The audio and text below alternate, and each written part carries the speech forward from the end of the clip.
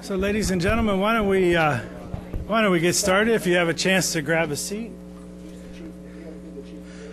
I want to welcome you all to the Woodrow Wilson Center. My name is Jeff DeBelko. I have the good fortune of directing our environmental change and security program and being the host for this afternoon's discussion of the Plundered Planet, why we must, and more, just as importantly, how we can manage nature for global prosperity. With Dr. Paul Collier, our guest here, a person who is not at all unfamiliar to all of you.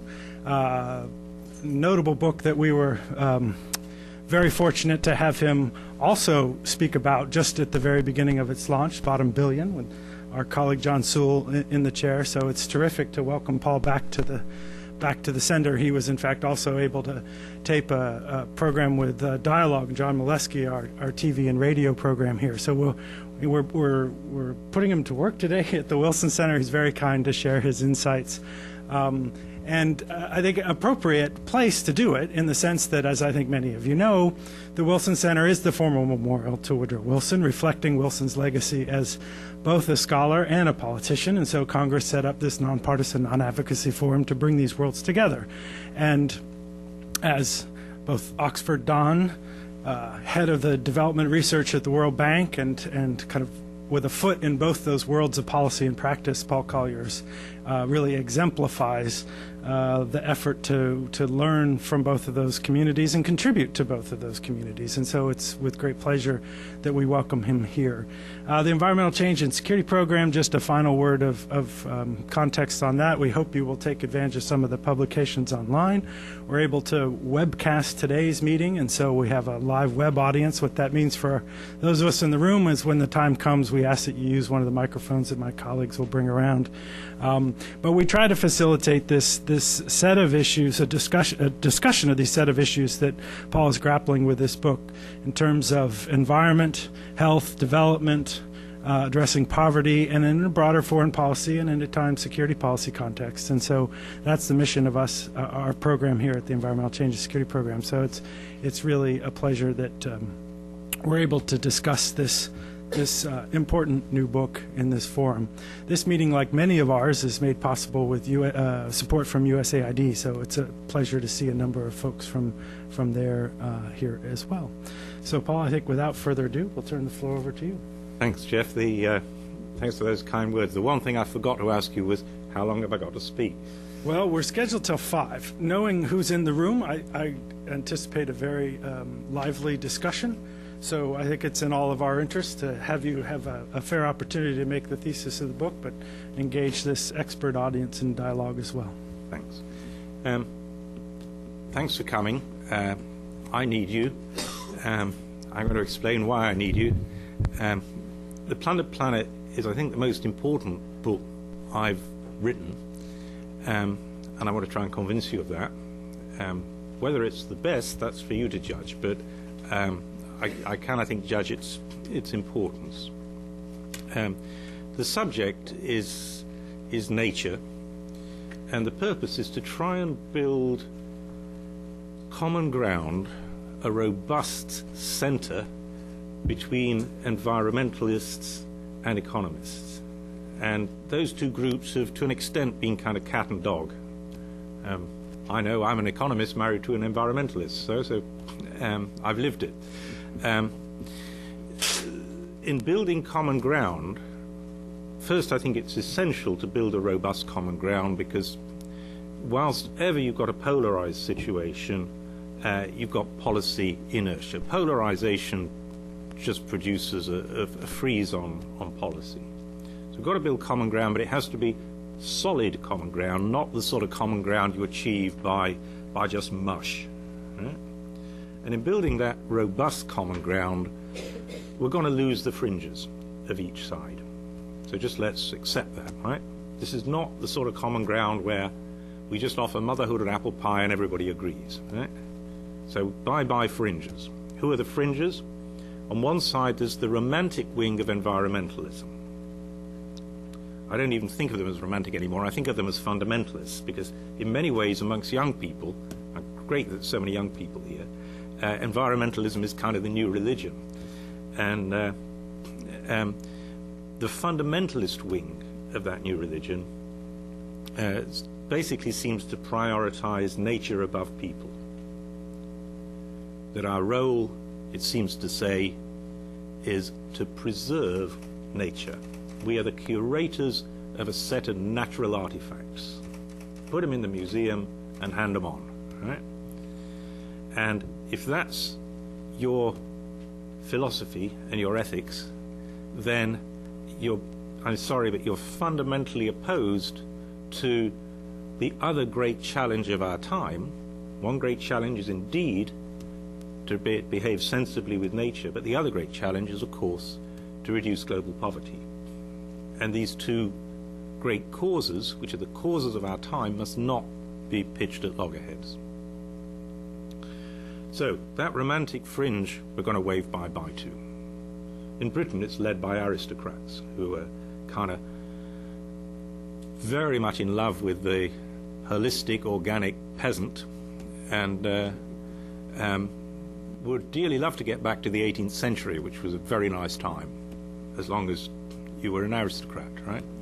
And the problem with that holistic, organic peasant is it's a great model, except that it's not going to feed 9 billion people. It's not going to drag 1 billion people out of poverty. It's actually, once you talk to organic peasants in Africa, you realize they don't want to be preserved, they want to get out, especially their children, right? But never mind. The other people we're going to lose and wave bye-bye to are the other sort of fundamentalists. I call them the ostriches, basically, the people who don't see nature as in any way special, don't see us as having special ethical obligations towards nature, don't see the management and mismanagement of nature as posing special problems. So those two groups, bye-bye. Right? So I'm going to straight away start from an insight of the environmentalists and say nature is special. But what's special about it is that natural assets don't have any natural owners. The way that ownership is created with most assets is the act of creation of the asset. I've written a book, it's mine, right? I own the copyright. Natural assets are not like that, they're just there. And so there's no process of creation which defines the initial ownership rights. Same with natural liabilities. And because of that, governance, the defining of the rules, is hugely important. Nature is full of very valuable assets and potentially very costly liabilities. And unless those are managed, what we get is plunder. Now, plunder is a great big emotive word, and I'm a pedantic little economist, so having unleashed the word plunder, let me rein it in and say what I mean by it. I mean two different things. Anybody who's worked on development in Africa will immediately think of one form of plunder, which is where the few expropriate what should belong to the many. Natural assets which should benefit all citizens ending up benefiting a tiny elite plus some foreign resource extraction companies. That's happened again and again and again. That's one form of plunder. The other form of plunder, which is what environmentalists get worried about, quite rightly so, is where nature is expropriated by the present generation and burnt up rather than benefiting future generations. Both of these forms of plunder have to be avoided, and it can only be avoided by decent governance. Now, there are two, if we look across the globe, there are two giant holes in the governance of nature. One is in the countries I call the bottom billion, the poorest countries on earth, the 60 or so impoverished little countries where 1 billion people live in poverty. And typically, not invariably, but typically, they are weakly governed, and yet their natural assets are very valuable relative to everything else in the society. And so weak governance is stressed beyond its point of endurance. And so what you get with those natural assets is plunder in one or other of these forms. The other great hole in governance is those natural assets and liabilities that don't have the decency to respect our man-made frontiers. They're sort of transnational natural assets and liabilities. The fish of the oceans, right? They don't come with passports. The carbon of the skies, right? The natural assets that are going to be under the oceans, the natural assets under the Arctic and the Antarctic. Right? These are where governance is going to be really important and where there isn't any worth speaking of. To date, a lot of this hasn't mattered in this second hole because nature has been protected by our lack of technology for exploiting it. Until recently, fish were okay because we couldn't catch it. We didn't have the technology to catch enough of them to prevent them from renewing. Right? And now we do. We've got absolutely super fishing technology. You know, it's like a sort of giant hoovers attached to big boats that just go and we suck out the fish from the oceans. Fantastic, big technical innovations, lower the cost of fishing. But if we let that activity go unregulated, there will be no fish. Eventually, that will be true of the natural assets under the Arctic, under the Antarctic, under the oceans. Technology will move over the next few decades so that all that stuff will be exploitable. Who will own it? Huh? I'll come back to that. Let me start with that first hole in global in governance, which is in the poorest countries in the world. This is, I think, by far the most important issue for anybody concerned with global poverty, with development. And let me convince you of that by the following number. It's the one number you'll remember in a year's time from what I've said. Right? And we're going to start not with the poorest countries, but with the richest, the OECD, the rich man's club. And we're going to take the average square mile of the OECD. And we're going to look underneath it. Underneath that average square mile of the OECD, there's about $300,000 worth of subsoil assets.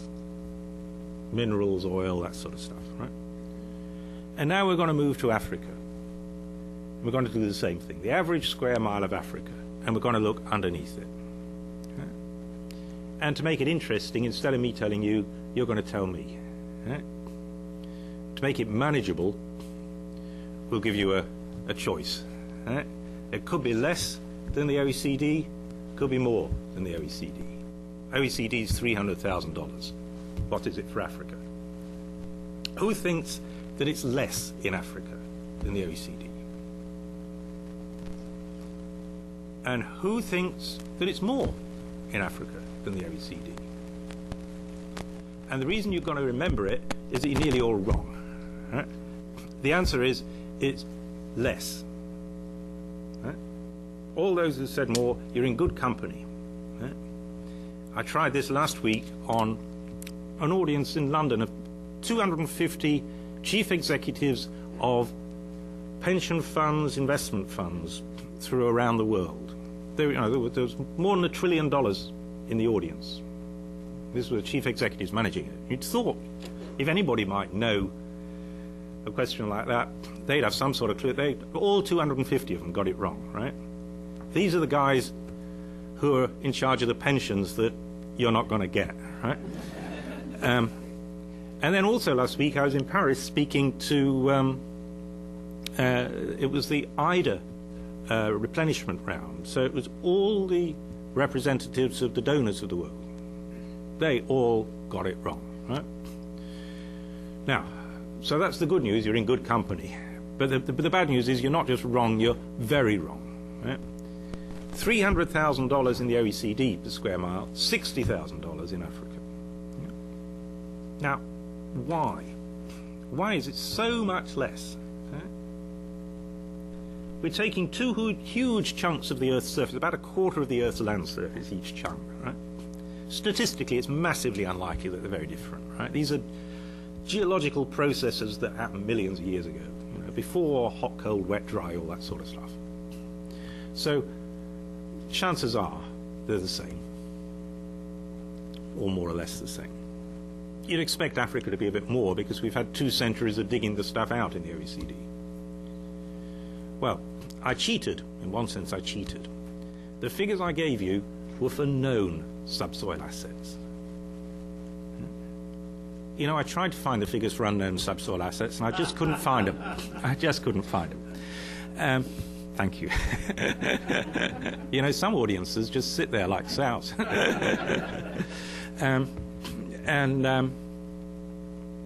So the answer is, there's at least as much down there. It's just not been found. There's another $240,000 worth to be discovered.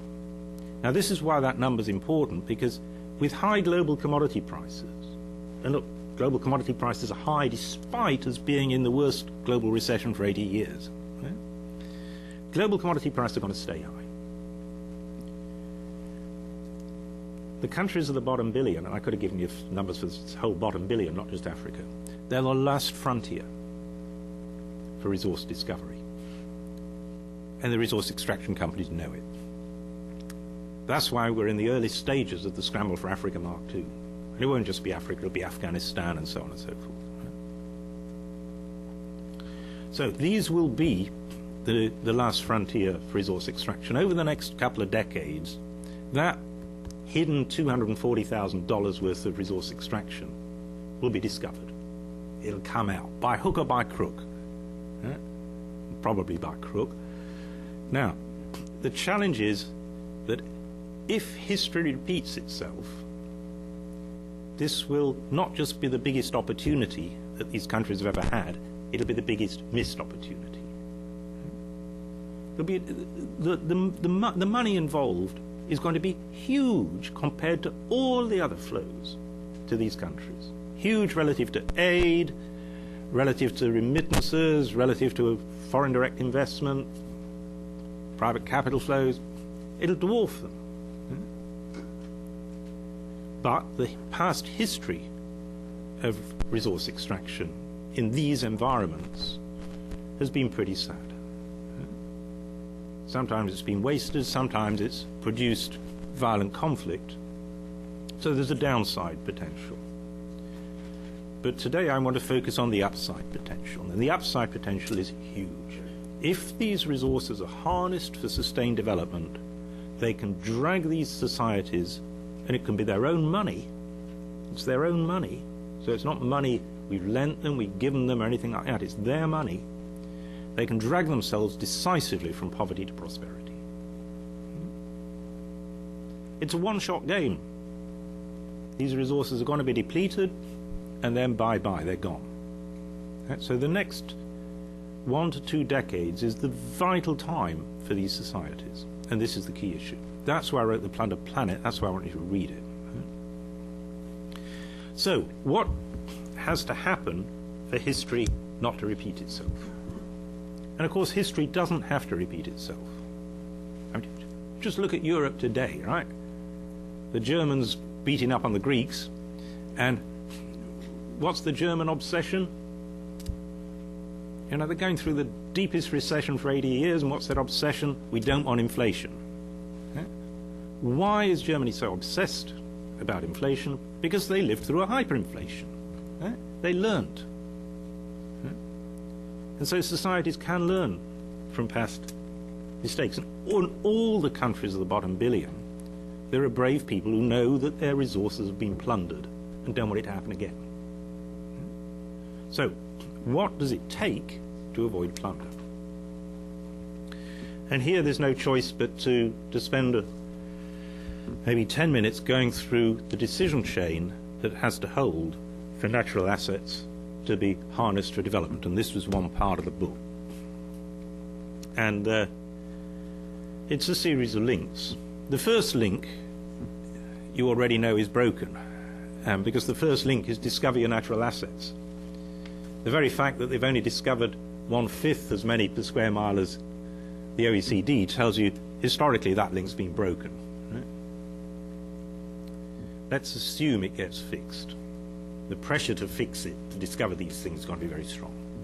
So let's move to the next link in the chain, which is how do we avoid plunder of type 1? The few expropriating what should belong to the many. So how do the value of these natural assets get captured by the society? And that depends upon a good tax system, upon how you sell the resource extraction rights. And at the moment, what's happening is often just plain scandalous. I mean, let me give you one or two numbers. Democratic Republic of the Congo, which incidentally is neither democratic nor a republic. It's only recently been called a Congo, but Democratic Republic of the Congo, Eastern Congo, believed to be about $1 billion a year of gold going out of the Eastern Congo. So $1 billion of gold exports. Revenues from gold flowing into the treasury of DRC, $37,000. Yeah. So this is plunder of type 1 on a very grand scale. This is enormous amounts of money from a very poor society that's basically just bypassing. And of course, getting money into the treasury is not the same thing as it benefiting citizens, but it's not even flowing into the treasury. I could go on with a string of examples there. There are some practical things that you can do to fix these problems. I'll just give you one small example, which is how the resource extraction rights are sold. And you know how they're sold at the moment. Jeff from Global Copper Incorporated and Minister Paul sit at a table, not with a big audience, and we reach a deal. And it's a very good deal for Global Copper Incorporated, and it's often quite a good deal for Minister Paul, right? It's just not a great deal for the country. How can we do better than that? Simple institutional technology of auctions. Auctions, especially if they're internationally verified, do two things. One is they produce a transparent system where it's much harder to be corrupt. But the other thing is that it doesn't matter if the government is clueless. Global Copper has a huge informational advantage over Minister Paul. With an auction, as long as you get 4 or 5 informed bidders, Global Copper, World Copper Incorporated, Mega Copper Limited, all at the table, all bidding, inadvertently their competition with each other reveals true value. And so there are simple institutional designs which are just not used at the moment, which could do a lot better. Similarly with tax regimes. Our tax regimes are really not very well designed at all to capture the revenue flows. We need to tax things which are observable. As I was in Zambia recently, and I talked to the tax authorities, and they said, well, the honest truth is that all the best accountants in Zambia are hired by the copper company. What is their job with the copper company?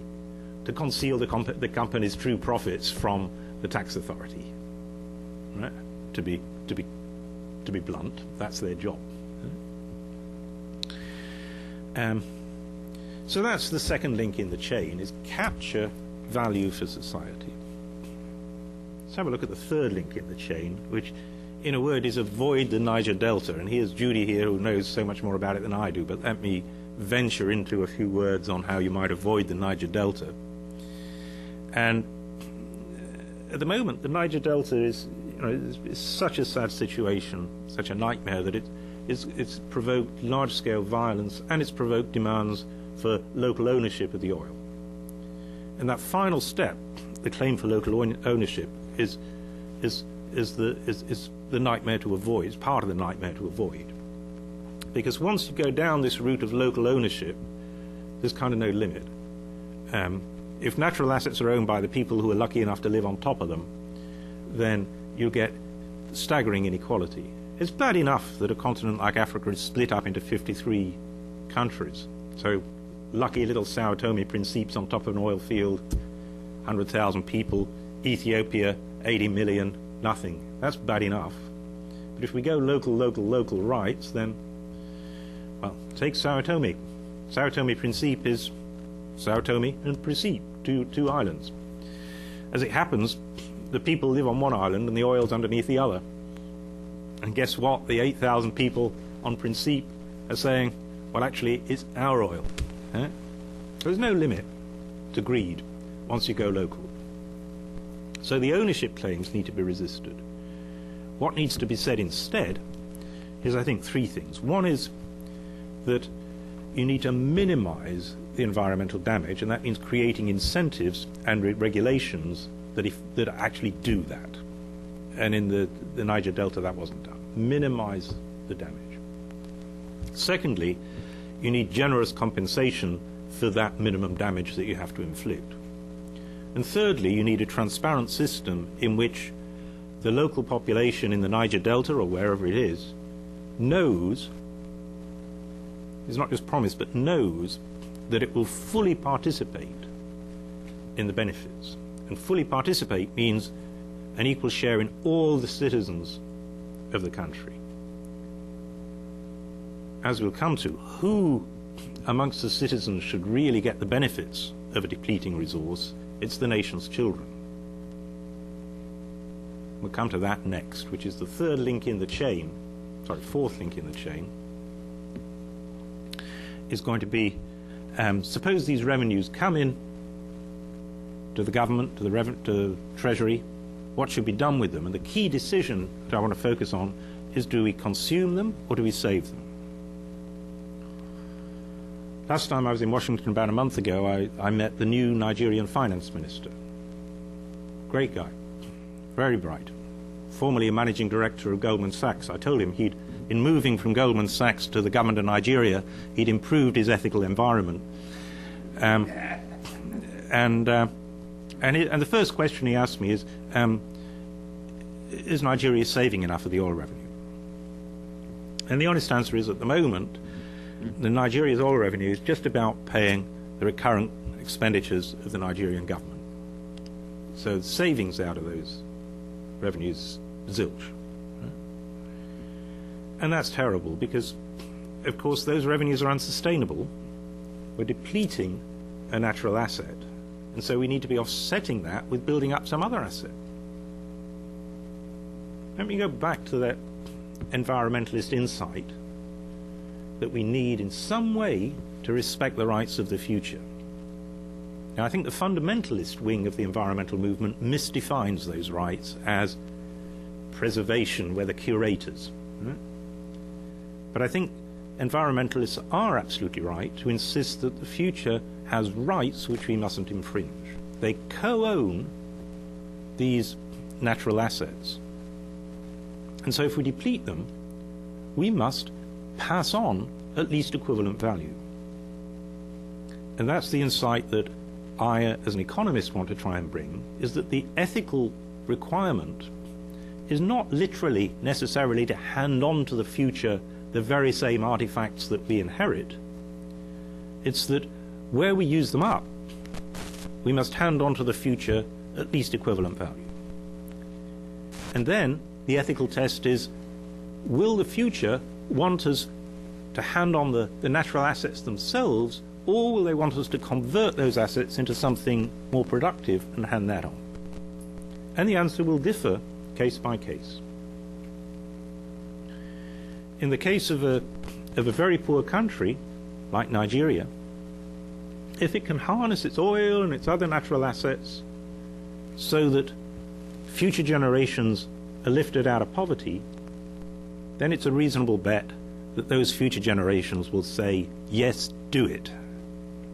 Don't hand on the natural artifacts themselves. Get us out of poverty. And so preservation is just misdefining the ethical responsibility. We're not curators of natural artifacts, we're custodians of natural value. That's the economic insight. It's the blend ethically between environmentalism and economics, but respecting the rights of the future. Sometimes that same thought experiment, what will the future think, will give us quite a different answer. It will say preserve. I'll come to that in a little bit. So, in the case of Nigeria, the revenues should be largely saved, not spent on consumption. And then the final link in the chain is, so what assets? And here the benchmark model's Norway, and Norway's the wrong damn model. It's the right model for Norway. Norway accumulates foreign financial assets, and it does that because literally Norway has more invested capital per worker than any other country in the world. So more capital in Norway wouldn't be very productive, so it makes sense for Norway to acquire claims on other people's capital. Doesn't make any sense for Sierra Leone to do that. I was there in December. It just hits you in the face. This is a country that hasn't had any investment for 40 years. It desperately needs investment. So do all the African countries. Ghana, oil. What has the government done? It's asked Norway to replicate this foreign financial assets future generations fund. It's the right instinct of prudence, acquire assets, and it's the wrong assets. The final step is, yes, domestic assets, but why are there so few domestic assets at the moment? Very often because the investment process is broken. It's what the IMF calls absorptive capacity constraints. And the IMF is right to flag up absorptive capacity constraints, but it's wrong to say, therefore, just do a Norway, put your money abroad. To its credit, the IMF now recognizes that's not the right advice. Right? The right advice is break those capacity constraints on investment, build the capacity to invest productively domestically. And I call that agenda investing in investing. And there's a lot of very specific things that I detail in the book which you can do to invest in investing, to build the capacity to invest productively in a poor society. So that's the decision chain. And the bad news is it is a chain. It's a weakest link problem. If any of the links break, you get plunder in one form or another. And worse than that, the chain's got to hold again and again for at least a generation, because that's the sort of time scale it takes to get from poverty to prosperity. So, next question is, how do you get that decision chain to hold again and again and again for a generation? Right? I'm going to park that question for a moment and move to the other hole in the governance of natural assets. We'll come back to that question. But let's have a look at this other hole in governance. You remember, these are the transnational natural assets and liabilities. Carbon, right? I'm not going to take carbon as an example because there's so much written about it. I'm going to take something that's much smaller and actually much clearer and much less well known, and that's fish. And I apologize for all the fish experts in this room, right? But if there are more than two of you, this is a very exceptional room, right? So, what's the story on fish? It'll only take 5 minutes, but it's a 5 minutes well spent. There's a chapter in the book on fish, and it's just getting up to speed on the issue of fish is really worthwhile, because it's very stark. Remember where we got to with fish? Until recently it didn't matter because we didn't have good enough fishing technology to catch them all. Now we do. If you unleash that technology with no limit, then there'll be no fish. So you're going to have to regulate in some way or other. You're going to have to limit the fish catch. Now, as you do that, as we impose some sort of limits, we create what is called rents on fish. That is, the fish we're allowed to take out become scarce, and they're worth more than the cost of catching them. To understand the idea of rents, just think of a barrel of oil. It costs about $7 to get the average barrel of oil out of the ground. Once you've got it out of the ground, it's worth $70. So there's $63 of rent in the average value, in the average barrel of oil. There's going to be rents on fish once we curtail the catch. At the moment, the global fish catch is about $80 billion a year. It's not a big industry. I estimate the rents on fish to be of the order of a quarter of that, 20 billion. I received an email last week from some specialists at the World Bank saying, no, we think it's 50 billion, the rents on fish. But I'm happy to see that I'm being conservative, right?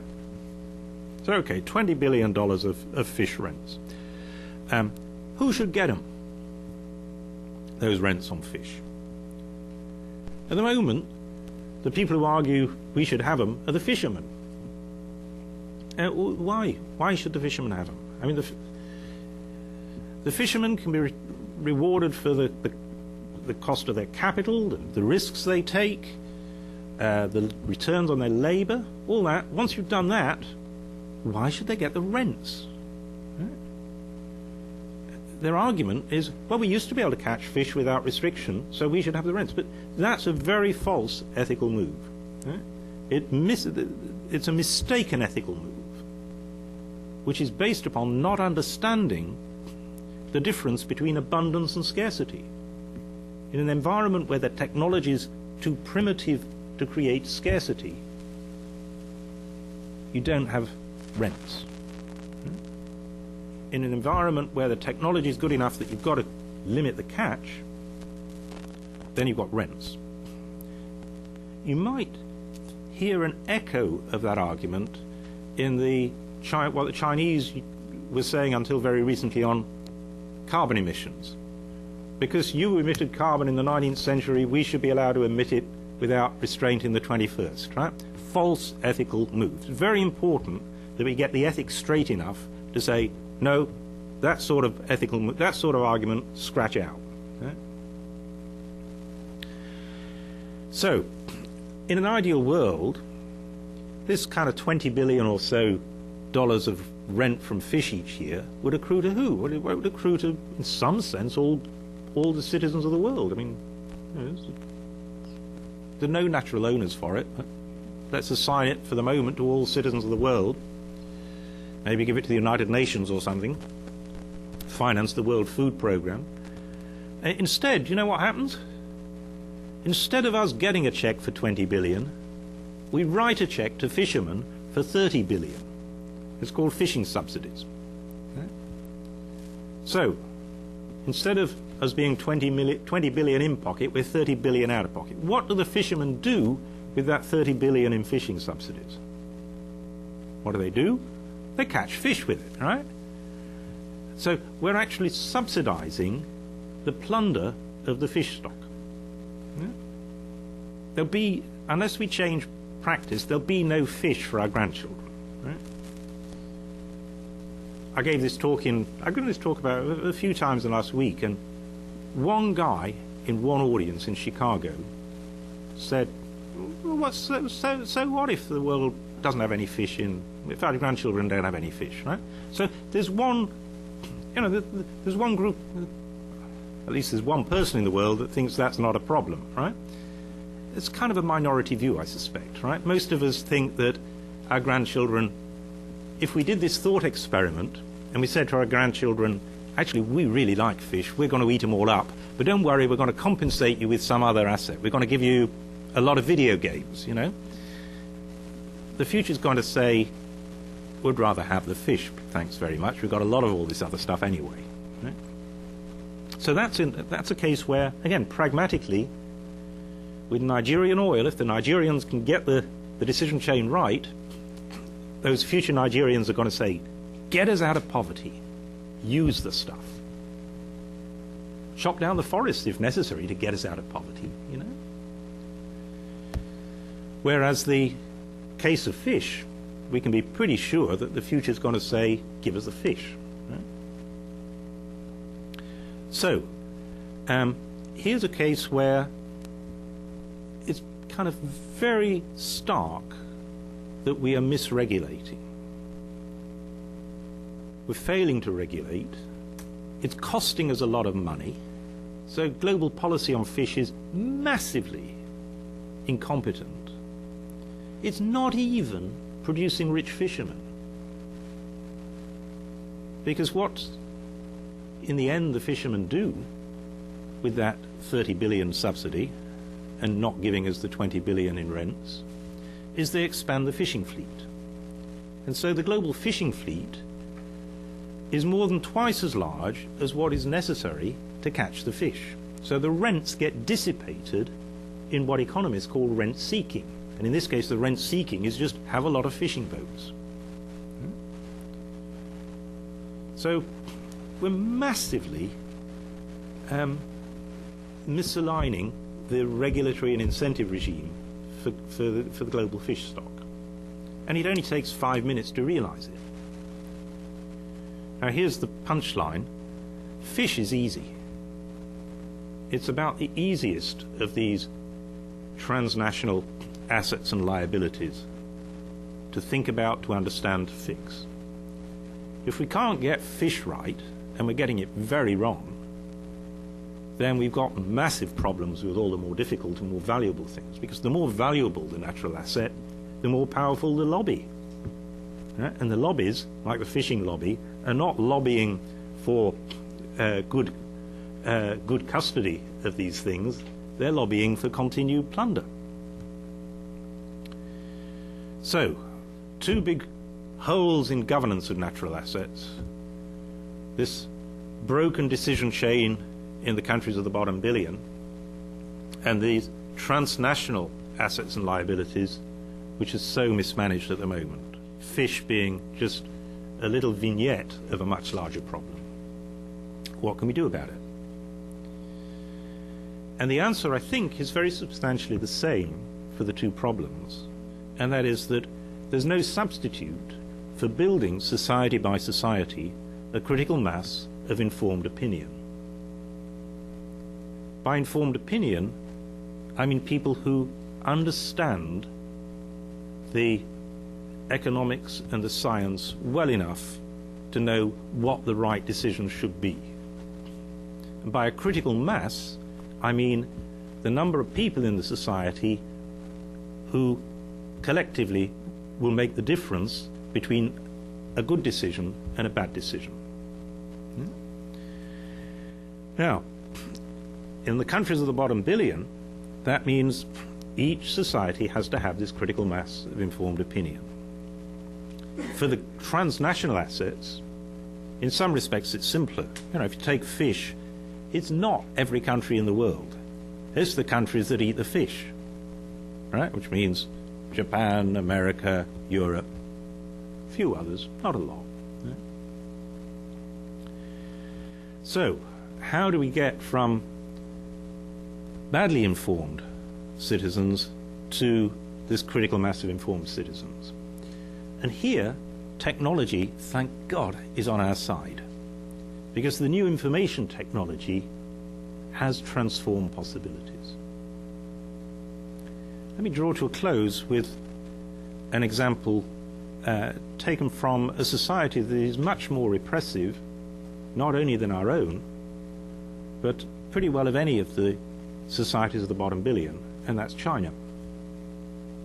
And you'll remember a couple of years ago, there were earthquakes in China, and schools collapsed and killed school children.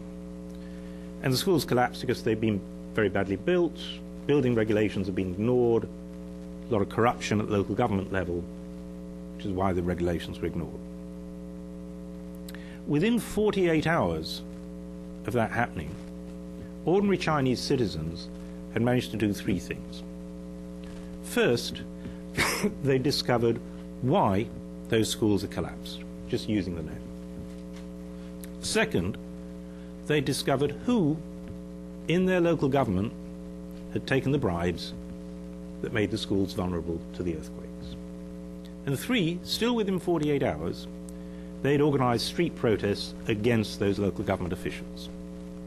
There's a wonderful picture on the photo on the web showing a Chinese local government official on his knees in the street before a crowd of angry parents. Now, if that was possible in China in 2008, over the next decade, it would be possible in pretty well any of the societies of the bottom billion. Because often, they've actually leapfrogged into the information technology age. You know, recently Google sent a team to Kenya. And they sent a team to Kenya not to teach the Kenyans how to use mobile phone networking and all that, but to learn from the Kenyans how it could be done. Because Kenya, lacking the 20th century technology for mass communication, knew it had to leapfrog into the 21st and did so. And so the challenge is to ignite an information transmission process. At the moment, these wonderful technologies are often being used for trivia, or worse. It doesn't have to be like that. Why I'm particularly pleased there's such a young audience is I wrote the bottom billion and it reached people. I wrote the Plundered Planet and the same idea. I need ambassadors, especially amongst young people, who can ignite this process of sending information around. I gave this to a bunch of students, this talk, and at the end one of them came up to me and said, I suppose it's on YouTube. And I said, oh, I don't know. She sent me an email the next morning saying, "'Tis now." And it's the young people here swim in waters that my generation knows about intellectually, but it doesn't come naturally to us. We need you to bridge this information gap. Please help. Thanks very much.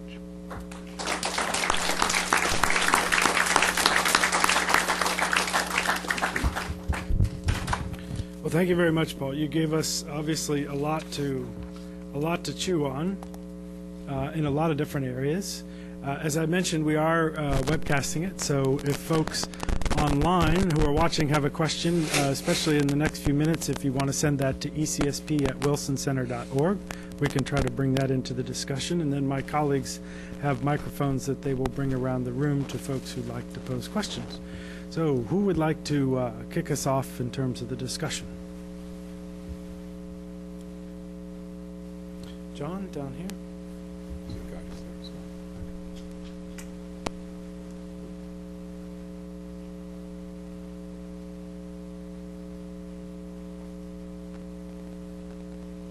Is this on?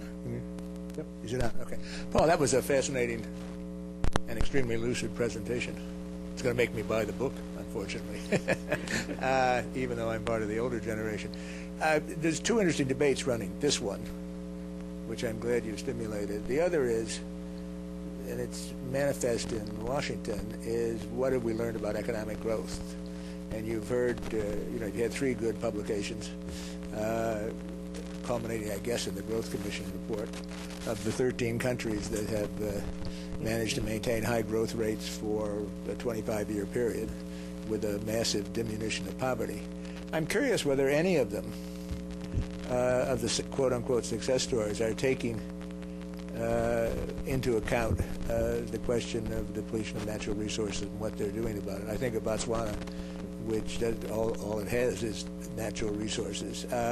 I just don't have any idea, and I'd be curious whether any of them have taken on this concern for generations of the future. Yeah, very much so. I mean,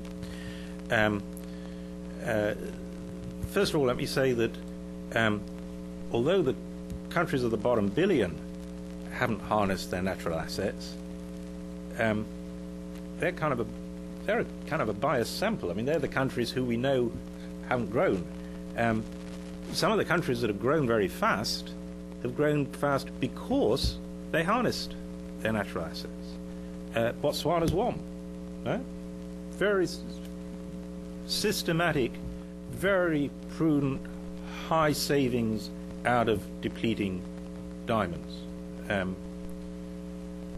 know Botswana. I'm actually on the board of the Central Bank of Botswana, so I know that story from the inside a little bit, and very, very prudent management over a long period of an asset which periodically is pretty volatile.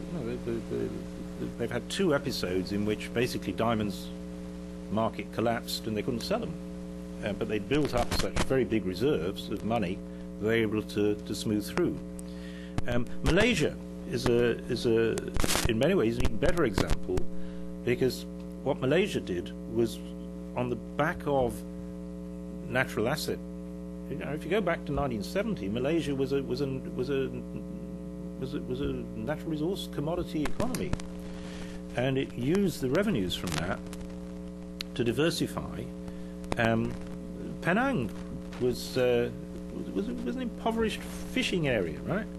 And the government systematically put money in for the social infrastructure and the economic infrastructure that would then build an electronics export base, which is now a sort of world-leading export base. So it's perfectly possible for countries to grow fast on the back of natural assets, but it's difficult.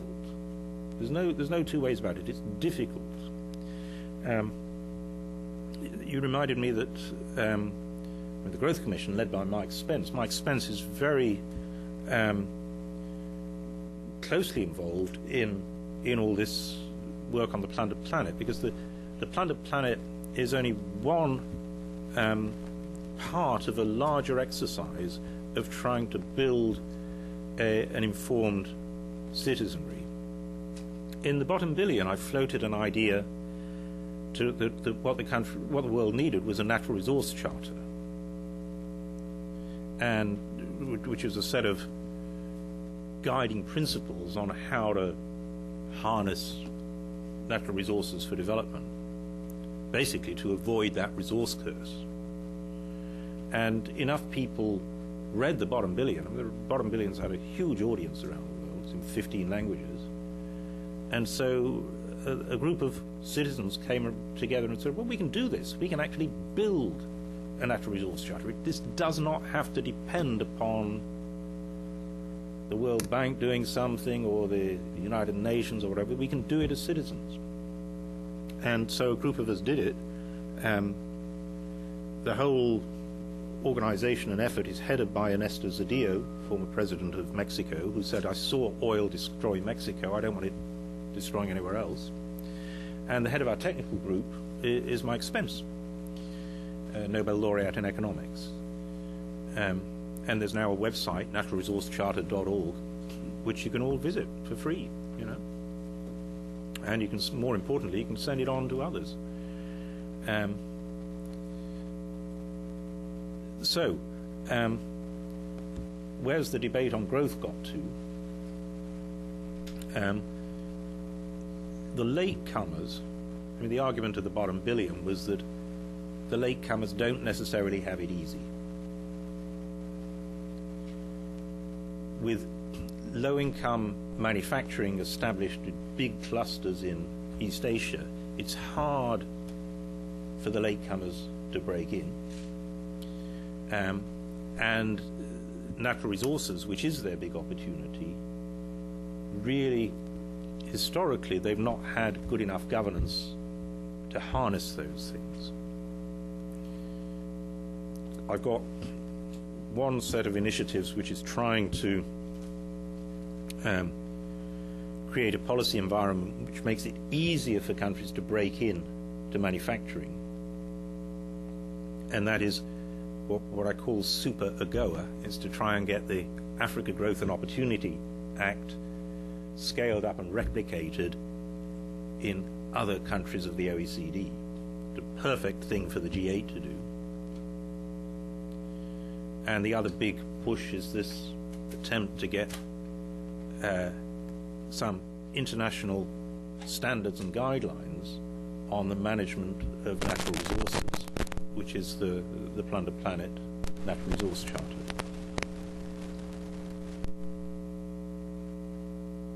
There's a guy back there. Yeah, thank you. Hello, I'm with U.S. Environmental Protection Agency, and my question goes back to the governance issue. And currently, we have this disaster in the Gulf of Mexico with BP, and people ask me, well, how did this happen? Why did this happen? And I explained that it's a case of a failure of governance. So if we have an example of this in this country with supposedly this mass of well-informed citizenry, I just wonder how in the hell are you going to be able to succeed at doing this in a developing country when it comes to natural resources, when you have the same level of corruption, be it in developed countries such as the United States, where we had the Secretary of the Interior and the MMS group just basically selling out the interests of the American people. We've had a philosophy of deregulation for the last 35, 40 years, which led directly to this disaster, I would argue. Yeah. So my question really is, it goes back to governance, and how, if we can't succeed here, how can we succeed there? Yeah. That's a very good question. First, let me say that economics is implicated in this whole philosophy of deregulation. I was brought into the World Bank 1998 by Joe Stiglitz, and I remember I was the head of the research department, and I remember sitting in on a research seminar early on in my tenure there, and it was a seminar on why it was a big mistake to have safety standards in fairgrounds. And I sat through this and I thought, this is ideology gone mad. But that was where economics was, sort of philosophically, ideologically. Very obviously, the world has changed there, right? The case for regulation has been made, albeit in a very costly fashion. Right? So that ideological position has suddenly gone into meltdown. So it's much easier to sell the case philosophically for regulation than it was. Right? And now let me get to let me give you a specific example, which is in one sense a very sad story. It's the story of Ghana. Now, Ghana is really about as good as it gets in Africa. This is a functioning democracy. Government narrowly lost the last election, stepped down. As of 2006, Ghana had very good economic policies, fiscal deficit of 2%, very, very well run. And then it discovered oil. And in the next 3 years, 2/3 of the present value of that entire oil discovery was spent, even though no oil had come out the ground. And it was spent, of course, badly. So the bad news is that, as it were, the development agencies, their business model for Africa has been, let's over the next 20 years get everywhere in Africa to look like Ghana. And what Ghana shows is that that's not good enough for the resource extraction, the resource discoveries that are now starting to hit Africa. Now, a friend of mine is the former deputy governor of the Central Bank of Ghana, and he was a technocrat, and he was pulled in by the governing party. He wasn't political, but he was pulled in to be the vice presidential candidate on the ruling party's ticket. Some societies like technocrats on the ticket as vice president. Other societies seem not so fussed about that. But anyway, so here there was this technocrat brought in, and he had a bird's eye view of the whole political contest. And he was horrified. He was horrified. He told me, I spent a lot of my time denouncing the political positions of my own party as it tried to spend this money. And so I said to him, what would it have taken in Ghana to stop this? And he thought about it. He thought about it for about a month, and then he came back to me and he said this. If we'd had a set of basically international standards conventions that laid out a decision chain, the difference between plunder and prosperity, and if we'd, within the society, say the central bank, had got the two parties together, the two political parties, in 2006, and said, look, here's the decision chain, here's the international standards. He said what we could probably have got was that both of them would have wanted to demonstrate how competent they were to rule by pledging that whatever else happened, they'd adhere to these international norms and standards. Think of the reformers in Nigeria picking up on the Extractive Industries Transparency Initiative and saying, we do that here. Extractive Industries Transparency Initiative was just one little element in the whole chain of decisions. It was the right place to start. It's completely the wrong place to stop. Right? So, our best hope is getting these clear standards and information about each decision point. And it's really focused packets of information on the key decisions, rather than all this stuff we've had for the last decade of good governance, good economic policies. It's too amorphous. It's too wide, the agenda historically. We've got to focus down. What is the savings rate out of the oil revenues? If it's less than 50%, something's probably wrong. If it's less than 10%, this is grand plunder. And then around these things you can actually envisage gradually building up a monitoring process which shows what the decisions are country by country, year by year. That's the best we can do. I have a couple in the back. 3 in the back. Grab. Paul, can you say a bit more about the role of industrial countries' governments on the demand side and transparency? Because I'm going to give you 3 quick examples. One, fisheries. In Kiribati has 3 million square kilometers of sea to patrol. The population is 120,000. There's no way that they can patrol that sort of amount of ocean. So consequently, the ocean's being plundered by Koreans, by Thais, by Japanese for the tuna. Second, forestry, Solomon Islands. They've depleted their forests in 20 years. They're going to be finished in 5 years. The IMF estimates they've lost at least 30% of the revenue. Third example, a gold mine in the Solomon Islands, which is being exploited by an Australian domiciled company financed by California venture capitalists through Toronto. We cannot find out exactly what is the cost structure of this gold mine. We cannot find out exactly what are the supernormal profits being made by the timber barons. We can't find who's making the profits out of the fisheries. And I would say that it's a role for industrial countries' governments, their tax authorities, to look at the accounts of these multinationals and figure out where the money's going. You can't expect the Kiribatis to do it, you can't expect the Solomon Islanders to do it. So say a bit more about the role of industrial countries. Bravo. Let me say, last Wednesday I was in Toronto speaking on exactly this, and then in Ottawa, and I went on primetime Canadian broadcasting television news and said just that, right? That Canada's a double leadership role.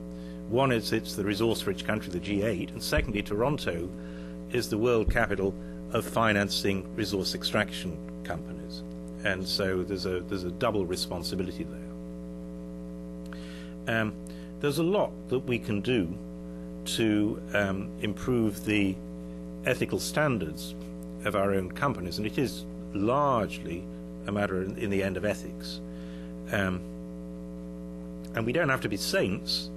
I'm generally against sainthood. I think that pitches the bar too high. We just have to have, reasonable decency in ethics, that something that says, that example I gave you of DRC, $1 billion going out, $37,000 going in, that in the poorest country on earth, you don't have to be a saint to say, no, something is amiss here. We just don't want to be part of this, right? So, what can we do?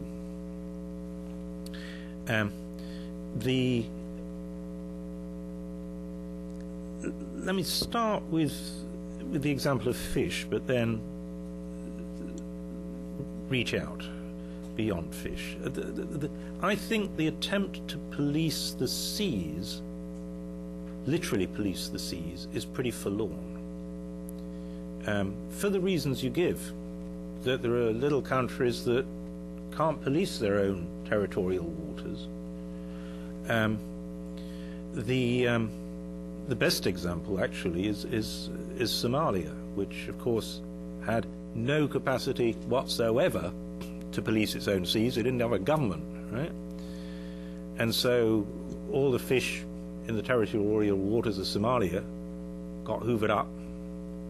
So what happened to the fishermen? They all became unemployed. What did those fishermen do? They took some time-honored advice and became fishers of men, right?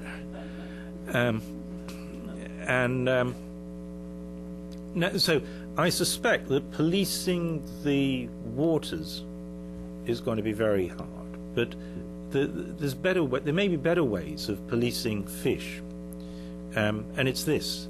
Think of these. Don't think of going out and catching a fish on a line.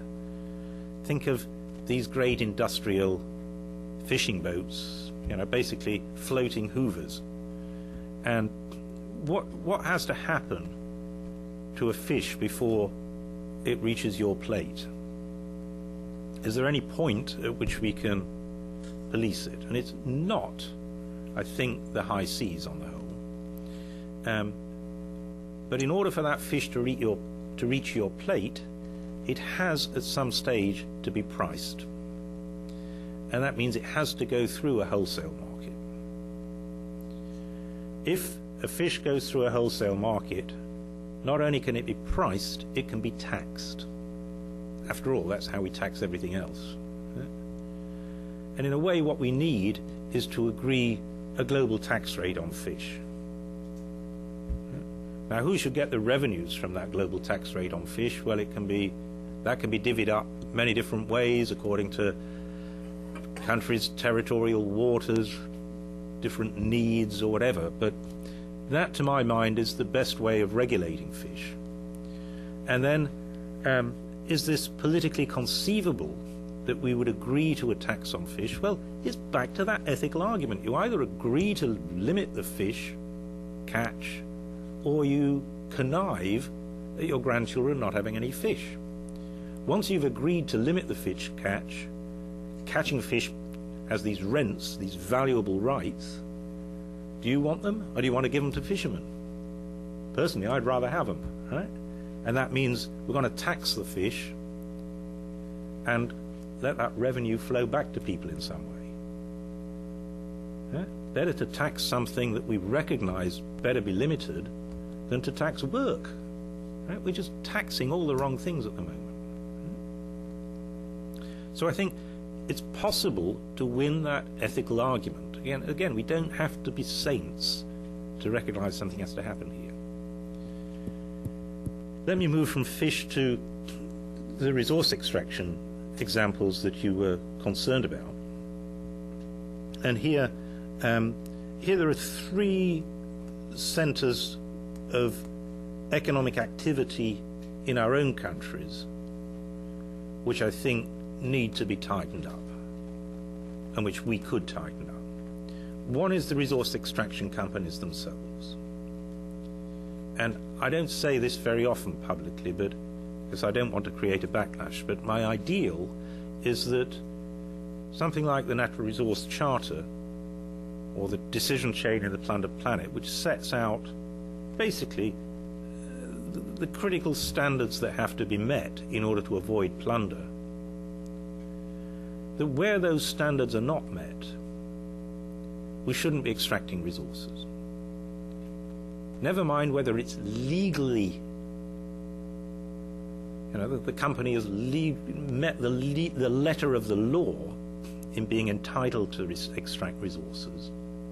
If that decision chain isn't in place, that company's conniving in plunder. And so step one is getting the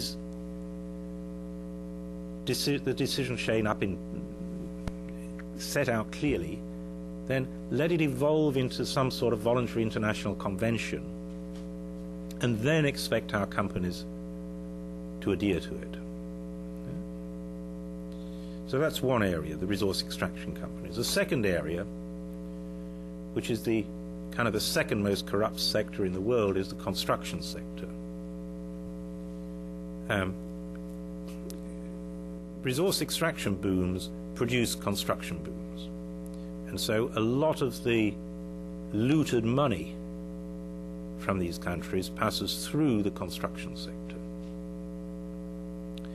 It's relatively easy to reduce corruption in the construction sector. Let me give you one practical, simple example of how you can do it.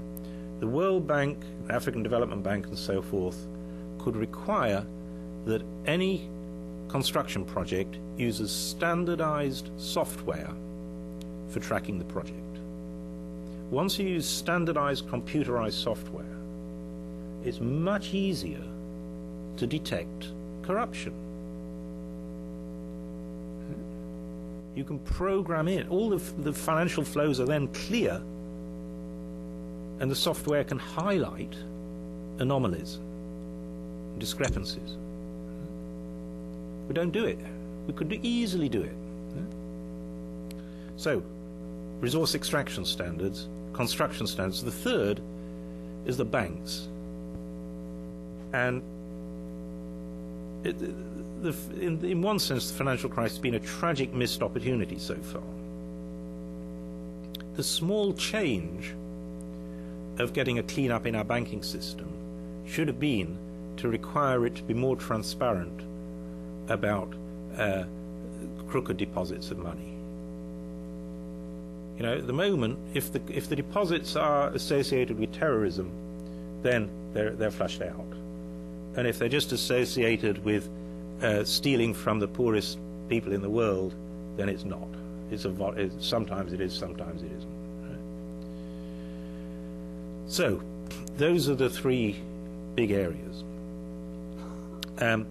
Often now we've got the legislation on the books, much better than a decade ago. Usually what we're failing to do is enforce that legislation. My own country, Britain, has got a truly disgraceful record. In the 10 years since America forced the whole of the OECD to adopt the anti-bribery legislation, British government has brought only one prosecution. And I know because I was the expert witness for the prosecution brought in by the Serious Fraud Office. The only reason that case came to court was because the management of the company changed hands, and the new management looked through the books and thought, oh my God, what's the previous management been up to? We must get this off the books. And so they came to the Serious Fraud Office and said, please prosecute us. We will plead guilty. And so the Serious Fraud Office had no choice but to do it. They then hired me as the expert witness to testify as to what was the cost of this corruption. Let me tell you this little story because it's really interesting. It was a construction project. It was a series of projects. It went on for years. It wasn't very big. The bribery amounted to about $7 million, that sort of thing. And so what the Serious Fraud Office expected me to say in my testimony was, well, the cost of this was that these particular projects cost 15% more than they should have done. Right? And that's not what I said at all. Because on investigation, what had that $7 million done? Well, it had gone to a guy who was initially, a middle-rank official in the Department of Public Works. He was a government bureaucrat. And what had he done with this $7 million? He'd not spent it on high living, unfortunately. He'd invested it. And he'd invested it in political power. You know, with $7 million, you can buy yourself a pretty decent patronage system. And he had. And as a result of that, he'd managed to become a member of Parliament. And then he'd risen in Parliament. And at the time of the court case, he was his country's Minister of Transport. Now, what's the cost of having a crook as your Minister of Transport? It's a whole lot more than $7 million. Right? So I put it, that was my testimony. I said, you know, look, because of that, some honest guy hasn't managed to make it to be the Minister of Transport. That's the cost of the corruption that we're conniving at. So there's a lot we could do to level the playing field more for the honest guys who are struggling to make sure that history doesn't repeat itself. All the way in the back, in the dark. Hello, thank you very much for your presentation. My name is Harlan Cohen from IUCN, International Union for Conservation of Nature, and I'd like to ask about how we can manage nature for global prosperity. It seems to me that nature provides more than things that we extract. It provides a lot of services for which we don't currently pay. These externalities, I think, need to be captured. I think you alluded to one when you referred to carbon into the atmosphere. Nature provides for recycling of various compounds that we need to live. And I'm only now focusing on humans: oxygen, carbon, nitrogen. To use the fish example, we look at fish and we look at the value from those fish which have been extracted. But of course, healthy fish stocks, but looking at predators, preserve ecosystems and, for example, preserve healthy coral reefs. If we extract those fish, we not only we may gain the value of the fish, but we also lose the value of the fish in the sea. But we also lose the healthy coral reefs, and so when the next tsunami, the next hurricane comes along, the coast and those coastal populations have no protection. We also lose the value of those ecosystems that recycle, that absorb carbon from the oxygen and give carbon from the atmosphere and give oxygen into the atmosphere, which we depend on to breathe. So how can we better capture those externalities that nature provides for us that we don't currently account for in our economic model? Thanks.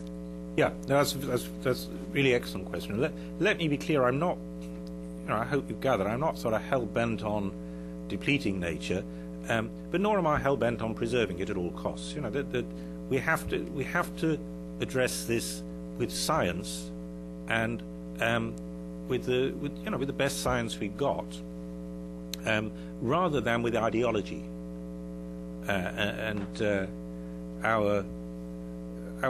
Our passion is useful as long as it's harnessed to science. I'm a believer in passion. You can't fight poverty without passion, but you've got to have passion allied to science. You can't preserve nature without passion, but you've got to have passion allied with science. So the ecosystem dimension of nature is in many ways the hardest thing. We don't understand these systems very well, and as you say, you know, there's a danger that by doing something which looks sensible in one dimension, you create costs elsewhere, and we need to understand that. A lot of environmental issues are indeed multi-layered like that. In the Plundered Planet, I give the example of the Brazilian rainforest, where there are a lot of different considerations going on. And let me run through a few of them. The most elementary is that you're depleting a renewable asset, timber, And sometimes the right thing to do is indeed to cut timber down. Yeah? But only if you are building other assets up that are more productive. You know? Thank God the forests where London now is were cut down and we put London on top of them, you know. And so if that was the only consideration in Brazil, it may well be right, cut some of those rainforests down, clear the land, put poor people there. Because there's a lot of poor Brazilians who need some land. Then there's a second layer of consideration, which at a minimum is the sort of consequences for the globe, carbon and so on, right? And these are global. So if we cut the forest down, it may be okay for Brazilians, but it wouldn't be good for the rest of us, and it wouldn't be good for the global future. And so the Brazilians may be doing fine, but at the expense of a global future. And then it's unclear where the rights are in that case. You know, kind of, should we pay the Brazilians for not doing it, or should the Brazilians pay us if they want to violate the future? You know, because a lot of these examples are coming from countries that are historically seen as victims and poor, we're over-inclined to say we need to pay them not to plunder. But often that won't be the case. They just, you know, if they want to plunder, they should compensate the rest of us. If the rainforests were in America, you know, these arguments that the rest of the world better pay America to keep the rainforest, forget it. You know, you should just keep the rainforest. The final layer, which to me is decisive in the issue of the rainforest, is that there are people living in that rainforest for whom the rainforest is their entire world, those indigenous communities. Yeah? Now, I'm not a romantic who wants to preserve these rainforest communities in aspic for all time. Yeah? But nor do I think we've got the right to come in and destroy indigenous communities' environments and then say, don't worry, we'll compensate you. How can you compensate somebody for the destruction of their world? Right? I mean, suppose some bloody Martians fly past and look at the Earth and think, wow, that's exactly what we need. This stuff in the center of the Earth is just what we need to run our rockets, you know. Means we'll destroy the Earth, but we've got to be decent to these human beings, pathetic creatures that they are. So, you know, don't worry, humans. We're going to give you Neptune, and we're going to give you 17,000 wiggle pops each. You'll be all right, you know. And the answer is no, we wouldn't be all right. We want Earth, right? There's nothing the Martians could do to compensate us for destroying Earth, right? And so, to my mind, because it's just inconceivable that you can compensate indigenous communities for the destruction of their world, they've got a right to the maintenance of their world. They will adjust, they will integrate into the rest of society, but let it be at their pace, not at ours. So very often you get these multi-layered considerations, and quite often the answer will indeed be, well, we better preserve. But we need to arrive at that answer through layering up these arguments rather than through gut emotion. That's my only concern. Down here, Dan, and then we may start collecting a few depending on the list, but why don't we start with Dan? I'm Dan Martin at Conservation International. I was pleased to hear you speak about science in that kind of global perspective. Certainly your profession presented itself as being highly scientific, and as Paul Krugman now more recently has pointed out, leading at least American economists were giving us fairy tales instead of science. So there's a question about how we understand science and how we apply it, like the nature of the soil in the Amazon that doesn't really lend itself very well to agriculture. And you made repeated references to weak governance. I think governance is a kind of a funny word that we didn't have maybe 20 years ago, because it strikes me that in some cases the government system is very strong in making that kind of corruption work for Minister Paul. Minister Paul is part of an elite that wants it that way. So I don't quite see that as weak. It seems to me bad rather than weak. But this question about a global perspective you raised with a reference to the Niger Delta and local control versus some higher level of control. Well, General Obasanjo decided that the petroleum there belonged to the federal government of Nigeria. You also referred to São Tomé y Príncipe. Nearby is Equatorial Guinea. The fact that these pieces of land are part of separate things we call states that were so artificially imposed by Europeans on Africa raises the question for me as to whether that national perspective is adequate. Why should the people in Cameroon not benefit from the petroleum that's in Equatorial Guinea? Or why should the people in Benin not benefit from the oil in the Niger Delta when Nigeria itself is only where the British ran into the French and the Germans? Do you see any way of transcending that concept of nation-state in a European sense that just doesn't make any sense in Africa? Yeah, no, that's a very good question.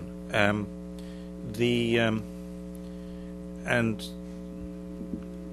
now we need to stay realistic here, so that I think the resources, the natural resources that are within a nation's current boundaries, the best we can hope for is that they benefit all the citizens, present and future, of that nation. As I said, it would be great if we could actually divvy it up better, but I think if we cry for the moon, we'll just lose. Really. No, absolutely right. If you read my previous book, Wars, Guns and Votes, it makes that distinction very sharply.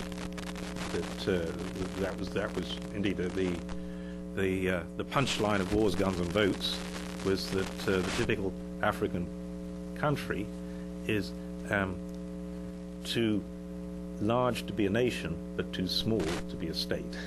But that's the Wars, Guns, Votes. So I think let's not cry for the moon and try and get all Africa's assets and natural resources owned collectively by the whole of Africa. That's not going to happen. But let me go back to the natural assets under the oceans, under the Arctic, under the Antarctic. 2/3 of the Earth's surface is ocean, and if you add in the Arctic and the Antarctic, we're talking a lot of land area, a lot of area. There's stuff down there. Technology will soon open it up in the next few decades. Who should own it? Who should get the rents? The rents are going to be vast. What's going to happen? What's the default process? The default process is very clear.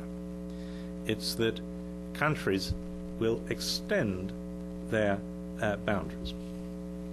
We just saw it in April with a deal between Norway and Russia. I don't know if you noticed it, but it was it was reported as, oh, these two very different countries have been able to reach a peaceful agreement on their border in the Arctic. And as far as I can see, there's no wonder they could peacefully reach agreement, because what they both agreed to do was to plunder a chunk of Arctic territory that should have belonged to everybody, and they've declared part of it's Norway and part of it's Russia. Great. And we're going to get a lot of agreements like that. We're going to get expansions of territorial waters. Now, expansion of the Arctic circle, Canada, etc. Russia will all claim this stuff.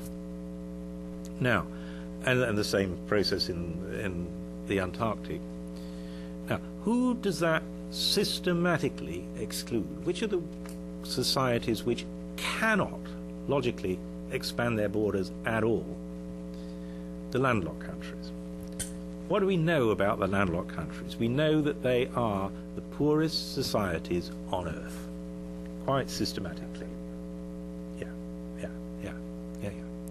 So that the default option,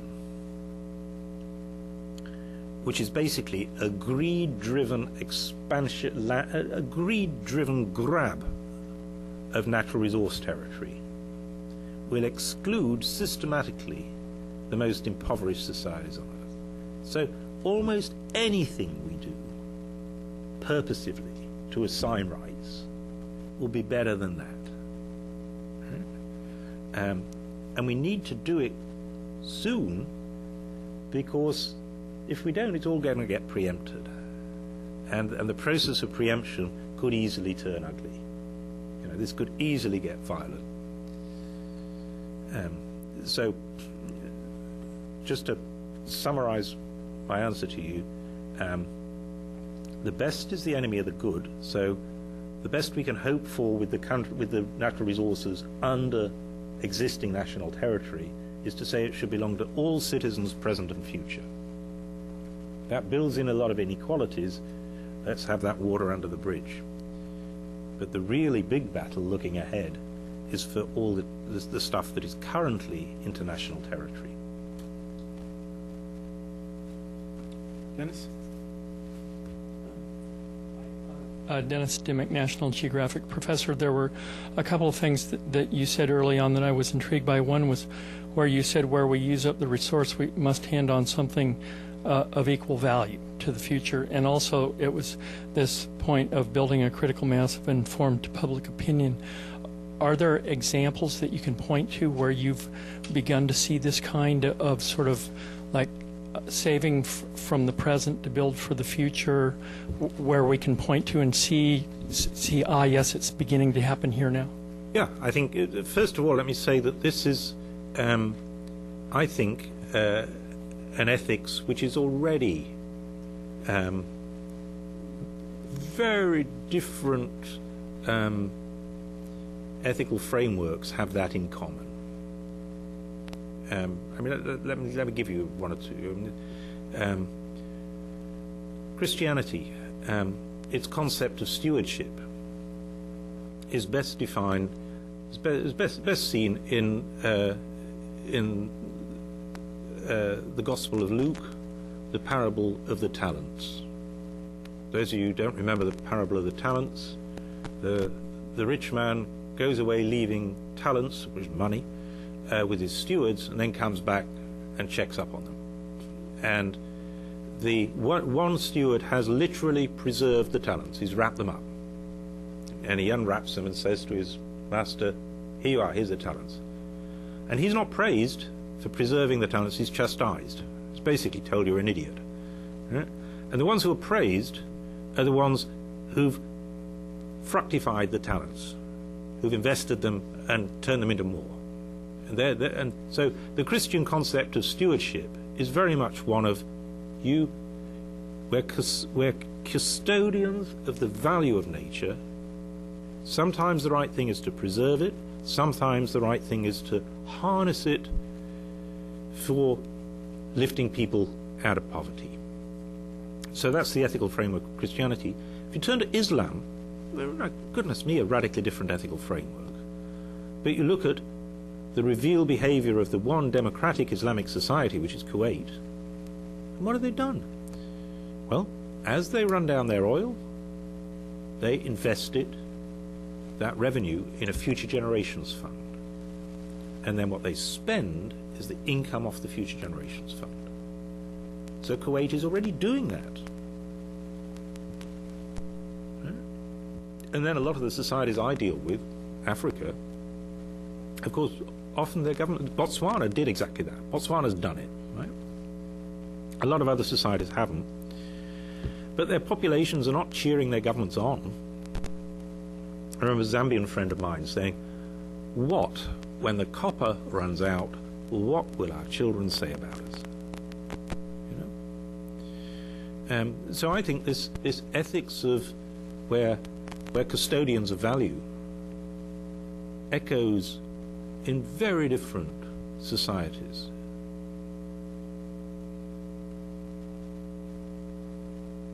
Whereas, as it were, the fundamentalist environmentalist position, which is the new religion in our own society, that's not going to travel globally.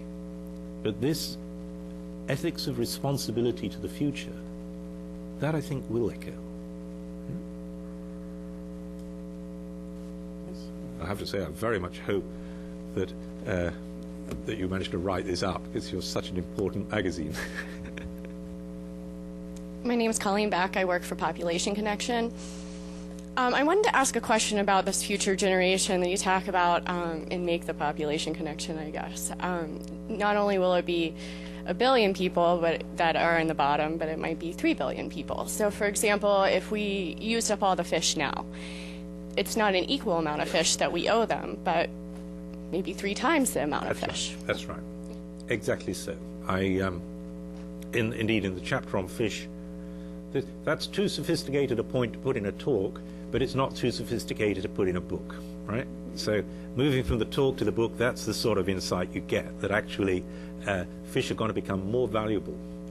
And therefore, that's all the more reason why once you go through this little mental experiment of how will the future think, the answer is a no-brainer, you know, they'll want fish. But I should say that this is again, let me return to this theme that sort of romantic anti-science environmentalism is quite dangerous in a world of rising population. And I think this is very much more worse in Europe than in America, but take the ban on GMOs, which happened in Europe in 1996. Ban on GMOs came out of, at the time, it came out of a mixture of health scares, anti-Americanism, and this sort of holistic, organic peasants cult amongst the aristocracy. So that was the cocktail which produced the ban in 1996. Once you've got it banned, the ban's just there year after year. Never a constituency to lift it. African governments then are still in thrall to Europe. So because Europe banned it, Africa banned it.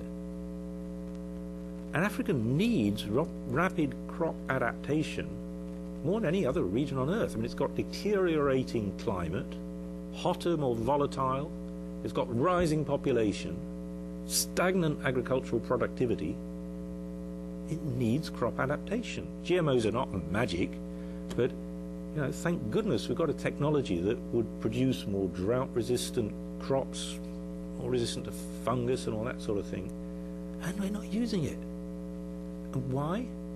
It's because of this sort of cult of anti-science in Europe. And they're not the people that are going to starve.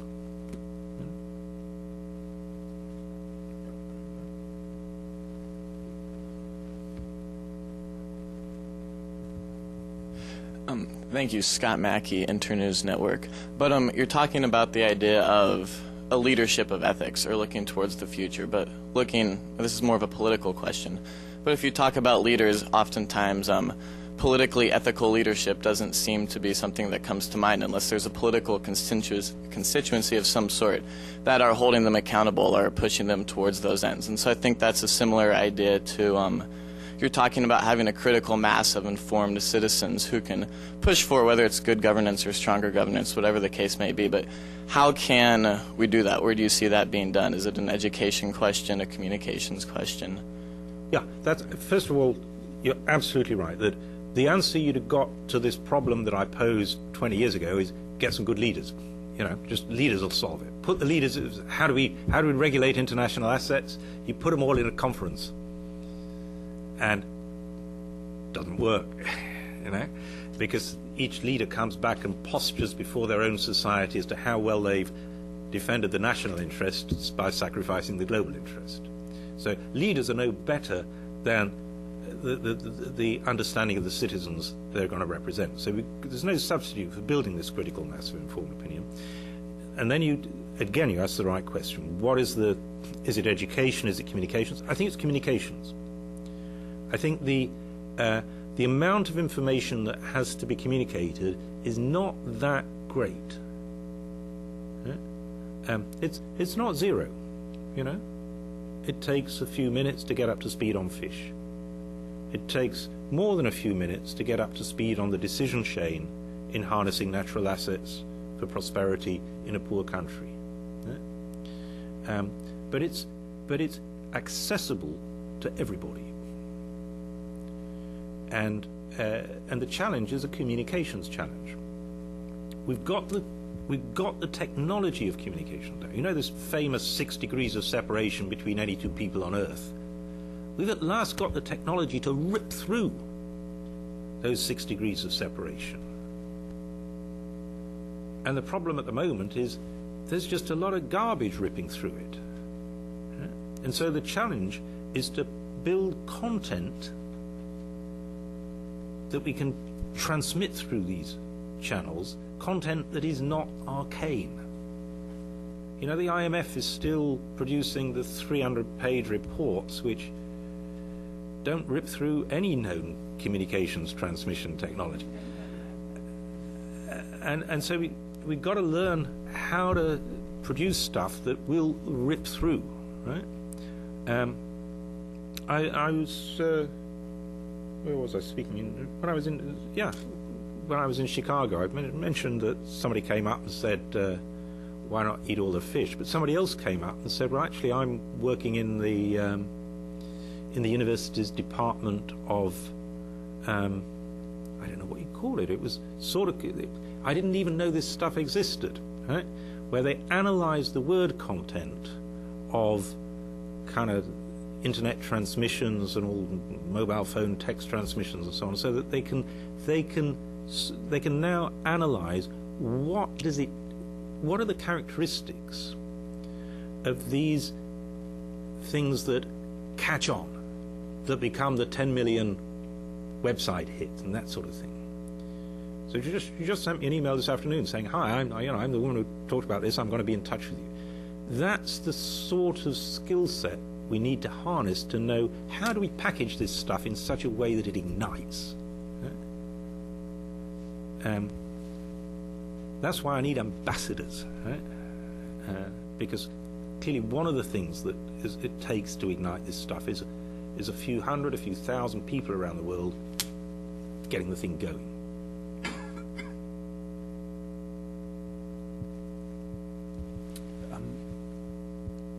Well, if I could ask one question, as we discussed earlier today, we at the Environmental Change and Security Program have been following your work for years with one specific subset, understanding the connections between natural resources and conflict. And perhaps you could riff a bit on how those issues play or don't play in this context. Obviously, you've alluded to the concern that if we don't deal with it well, that it can go down that direction. But based on finding this middle ground, what are the prospects you see for violence over resources? Yeah, I mean, in a way, my previous book, Wars, Guns and Votes, looked at the downside, the descent into violence, and this looks primarily, Plundered Planet looks at the upside, at the huge opportunity of harnessing this resource extraction for prosperity. the resources are going to come out of the ground. I think that's very likely. As I say, this is the last frontier for resource discovery. This stuff's going to be dug out. So the question is whether it produces these violent contests or whether it doesn't. I think well, first of all, I've come to the conclusion that there is no substitute for building this critical mass of informed opinion society by society, because that critical mass is what it takes to get the decision chain right. If you get the decision chain right, then for two reasons you avoid conflict, violent conflict. One is that you're visibly benefiting everybody, and especially the nation's children. And so the attempts to, and of course there'll be lots of attempts to foreclose on these assets, they're made to look greedy. And that's the best we can do to face them down, make them look greedy. The other thing is that these natural assets properly harnessed can deliver very fast growth. Very fast growth. You know, you can grow 10% a year or more on this sort of money. And if you grow at 10% a year or more, you really get out of the danger zone twice over, because we know that growth itself tends to reduce conflict, and we know that higher incomes tend to reduce conflict. So, you know, the virtuous circle is you disarm grievance by making these claims look greedy, and you power the economy so that the society drives out of the range of danger. Of course, it's not always going to be like that. Sometimes it's going to be the repeat of history, and that is violent conflict. There's no two ways about it, and we're going to see a bit of both. The hope is that if you can get international standards, if you can get some countries adhering to them publicly, if you can get some successes, then that can encourage other countries that are on the margin. I was in Uganda a little while ago, and I remember when they just discovered oil, I did a press conference, and the first question at this press conference was, does this mean we're going back into conflict? And then last fall I was back in Uganda. I had an hour with President Museveni, and he wanted to understand this decision chain. He just wanted to understand.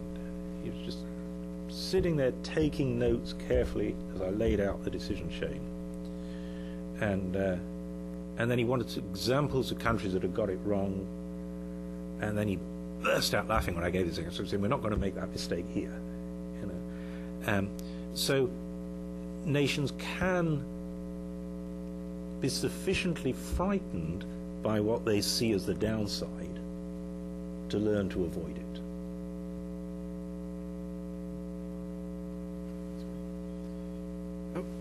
A final question in the back, and then we'll have to wrap it. Thank you very much for your interesting speech. My name is Chika Sefuji, and I'm a student at University of California. I have two questions, and my first question is, you've talked mainly about the countries that are rich of natural assets that are poor in governance. I would like to ask about the countries that are rich with natural assets but are not necessarily poor governance, and what international community or industrialized countries can do about this.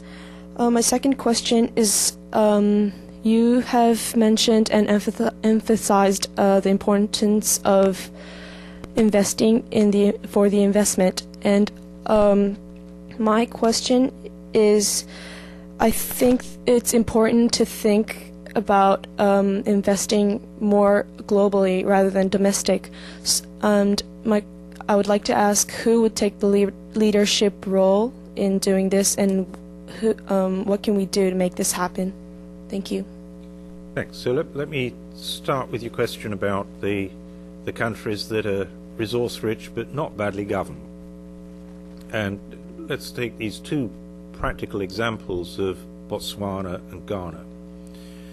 And remember, Ghana's this sad case that at the time it discovered oil, 2006, it really, you couldn't say Ghana was badly governed. It had a sensible president. I knew him. He'd done philosophy, politics, economics at Oxford. He wasn't a fool. Far from it. Democratic society, decent economic policies. That wasn't enough. Because they didn't have a critical mass of people with the sort of specialist knowledge about what distinctively were the decisions you needed to get right to harness these natural resources. They didn't have that. Botswana did. And the reason Botswana did was a mixture, and partly they did start with a very good president who made sure they got another good president. He made sure they got a third good president, so you could have that continuity. But also, and I think underpinning it, was what's distinctive about Botswana is that it's a desert, right? I mean it's very precarious environmentally. The national currency, the pula, means rain. Basically most countries save for a rainy day. Botswana saves because rainy days don't happen very often. So ordinary Botswanans had a very strong awareness of prudence, risk, the need to save. And so the instincts of ordinary Botswanan citizens were very close to the distinctive decisions that you have to get right with harnessing a depleting asset. They were basically they had lots of cattle in a very dry climate, so they were really used to the idea of assets.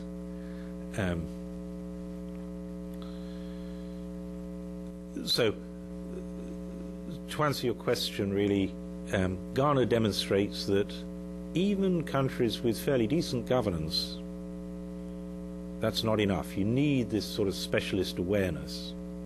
Fortuitously, Botswana happened to have it.